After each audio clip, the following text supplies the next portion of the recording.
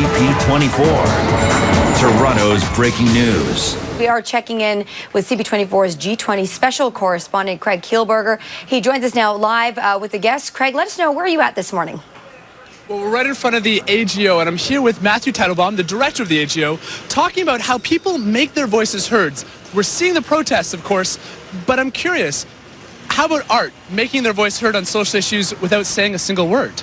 Right, and there's a huge and long tradition. So at the AGO right now, we have an exhibition called Storyteller, which actually highlights the work of 15 international artists who use video, DVD, projection to tell the stories of political conflict around the world. And they've chosen the vehicle of art because it puts it into a public forum where it can be widely debated, discussed, new audiences can be introduced to ideas. I mean, that's the role of the public institution. And when it's doing it well, people respond. And who are some of the more famous artists who have come through the AGO over the years, making their message heard on a political level?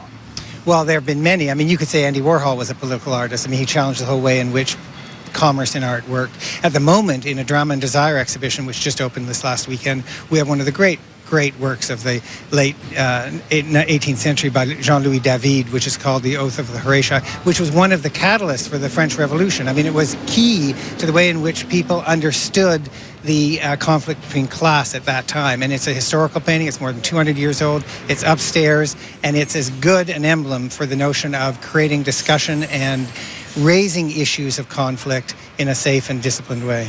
And you'll be closed this weekend, correct?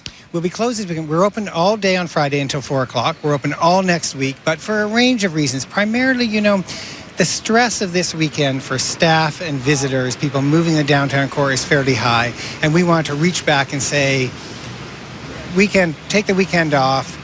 We'll open up next Tuesday. We have some great exhibitions coming on, and we're confident that people will come back. Thank you, Matthew. We'll be continuing our coverage of unique ways that people are making their voices heard on the streets, through art, through music, through technology, with the G8 and G20. Back to you. Oh, very interesting discussion indeed. Craig, thank you very much.